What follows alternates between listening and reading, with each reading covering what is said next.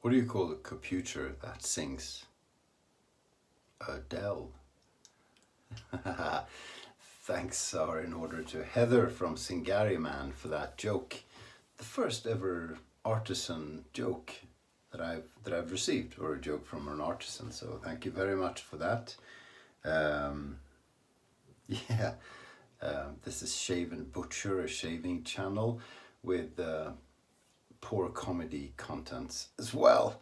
Today, no shave. I'm going to go through some classic shaving soaps. Now, you could say the available soaps for you to purchase are classic soaps that we're going to talk about today, and artisan soaps, which are fantastic and forever changing and improving formula, and people working very hard to make, you know, some of the best soaps available, fantastic, innovative scents, etc. And that's really exciting, and as a hobbyist, that's where I spend most of my time and certainly most of my money. But there are a number of classic soaps that have been around for a long while, which we'll take a look at, because I think those deserve a bit of attention. I certainly push them quite a bit, but today I've collected 9 of them, the Noble 9, or the nauseating, whatever you call them. First one up is a bit of porcelain work here. Mitchell's Wool Fat. Now, this is made apparently according to the same recipe since 1893 in Bradford, Yorkshire, in England, UK. So Fred Mitchell, who was a chemist, he figured out that hands of sheep workers, or whatever they're called, I can't come up with anything more entertaining than that. Their hands became soft. So why is that? And he figured out it was the lanolin, which could also be called wool fat, but according to Wikipedia, it's not a fat, it's a something other chemical. But anyway, so he started making soap, including shave soap. So this comes in you can buy it as a normal pack, and then it doesn't cost all that much. Traditionally, you want it in a porcelain container, and that's what it looks like. It cracks, so it's like a sheep's brain. It smells like a sheep's brain as well. No, it doesn't. It smells like not a lot. Cracking soap, very good. One of my favorites. A little bit tricky to lather, which some people dislike. I think that's part of the charm, part of the challenge as well. Second on the list is another classic, which you've seen. This is in supermarkets, at least in quite a few in Europe. It's Tabak. Can you see in the light? Tabak. Tabak is made in Germany in, what is it called? Stolberg. It's font 2, so it's hard to read. It's been made according to the same recipe since 1959. It's triple milled, I think. A few of these are, I don't know. Triple milled, but however that is done, is basically big time processing of the soap in machines to make it harder, lower moisture content, and more consistent. Triple milling was invented by the French, and it was to achieve perfect consistency in the soap. Same thing all the time, etc. Certainly works very well. So this is quite nice. This is a tallow soap. Is it? I've got notes down here, but they're really poorly written and far away, so it's hard to read. Yes, tallow.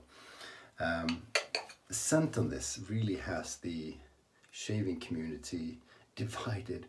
Smells like a few different things, but primarily I think the intention is for it to smell like the tobacco flower, not like tobacco or burnt out cigarettes or anything like that, but the tobacco flower, with a bit of musk, a bit of bergamot and stuff like that too. I didn't like it at first. Now I quite do.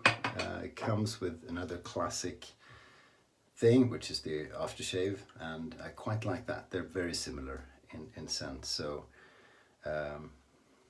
quite possibly the ugliest container in the market. I don't know. What do you think? Plastic lid, very, no, I don't know. But it doesn't matter because it's a good soap. Number 3 on the list is Italian, and it's Chella Milano. There are a few different ones. There's a blue and a red anyway.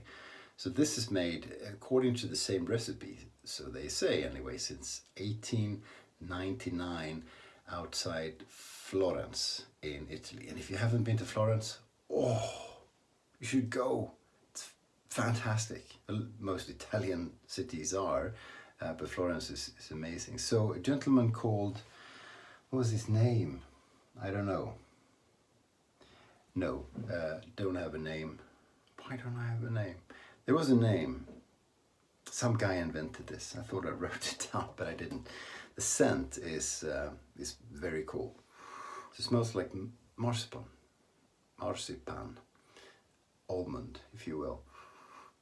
No higher meaning to the soap than to be a good slick shaving soap with a marzipan smell. Stuff like post-shave feeling, etc. Yeah, if that's important to you, maybe not. But it's a cheap and cheerful, old. It's been around for 120 years. It's Italian. It's very nice. Really like this one.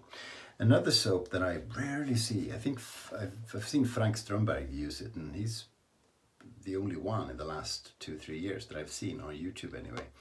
It's a Dutch soap, the oldest soap in the world. The vergulde hand, the gilded hand. This is made. This is the oldest brand of any product, I think, in Holland. It's made in Amsterdam since 1554. Not the same recipe, because there are quite a few chemicals that appear very modern sounding, but the brand's been around for that long, and a shaving soap has been around for that long. Cheap and cheerful, nothing fancy, but it has one of those, so it doesn't fall out, stamps in the soap, which is kind of cool. So I lather from the other side. Barbershop type scent, not very sophisticated, quite nice, quite fresh, a cool soap, and €5 I think I paid for this. Transportation was more. Pretty cool. Was there anything else we wanted to say about the vergulde hand? Glycerin based, and yeah, that's pretty much it. Another soap which is European, I think they're pretty much all European actually, is Haslinger. This is Austrian, made in Vienna. Well, the company's based in Vienna anyway. So this is a sheep's milk soap, and has lanolin in it too. And no strong scent. I grated this down. It came in a separate pack, which is dumb, and this is a small container, so I grated it down and pressed it. And I've used it quite a lot lately. This is a recent acquaintance. Nice, fresh, quite weak scent. It's been around since 1949. Georg Haslinger is the one who came up with it, and they do other things as well. And yeah, cool. My only Austrian soap, as far as I know. Next one up is Pro Raso. A lot of people know Pro Raso. A lot of people started out with Pro Raso. Italian, quite soft. It's a vegetal soap, which has some glycerin in it as well. Oh no, this one is made outside Florence. This one, I'm sorry. This one, I don't know. It says Milano, but I don't know if it's made in Milano. God, I should have checked. Chella. Well, the company's based in Milano. Milano is cool too, but if I had to choose, I'd go to Florence. Speaking of Florence, just outside is where Pro Raso is made. It's a soft soap. When people talk about soft Italian soaps, This is one of them. Classics, been around since 1948. And this is where we had a name. A gentleman called Pietro Mortelli invented this outside Florence. God, you should go. It's small, it's nice, it's crowded in the summer. Go in the winter maybe. Firenze in Italian. Vegetal, glycerin soap. They do creams and hardish soft soaps. This is a cream. They have the green, white and red, although this is, yeah, you can see it's red, like the Italian flag. Huh? Probably no coincidence. This is eucalyptus. This is white tea, doesn't smell anything. Red one is sandalwood. Good stuff. Nothing wrong with it. Cheap and cheerful, and we like it. I didn't used to, but I do now. Next one up is Palmolive, and you go, what? Doesn't that have palm oil in it? Yes, but it's RSPO certified palm oil. They come as a cream and they come as a stick. I actually have 3 or 4 of those. This is unused. So some people say toilet, what do you call the thing you put in the toilet so it smells nice? I don't know, I think it smells pretty okay. It costs very little. I actually have to pay $5 worth and at ICA, my supermarket. But if you buy it locally, it's now made in Germany. And maybe a separate one in Australia, I'm not quite sure. But anyway, cheap and cheerful. I don't know for how long it's been around. It's tallow based and it has loads of chemicals, so not particularly healthy. But you know, you should have one in your den. You know, there should be a Palmolive stick shave challenge once a year or something, I think. Anyway, Flash Boredom has about 300 of them. So if you're out, you can always reach out to him or to me, because I've got a few. Next one up is a Turkish one, and Turkey is 95% Asia, 5% Europe. I don't know where this one is made. Did I write that down? No, I didn't, so I'm not sure. So it could be Asian or it's Italian. Very classic looking, old style, barbershop type shave stick. It comes as a pack as well. And there are variations on it. This is a big brand in Turkey. I purchased this one in Turkey, I think. The formula is from 1957. It's a tallow soap, and it's another one of those where the soap sort of divides the universe. This also gets called whatever you put in the toilet thing. If you're from Sweden, it just tastes like a chewing gum that was around a few decades ago anyway. I don't know if it is anymore. Jenka, which is a dance as well from I don't know where. Pretty nothing wrong with it. So shave stick week, you need one of those. You know, it's a classic. You should consider having it in your den. Last one up is another stick. There you go, Dr. Harris. Now, this is the representative of the several shaving brands and shaving shops in London. There are quite a few. This is my favorite one, the only one that I think is any good.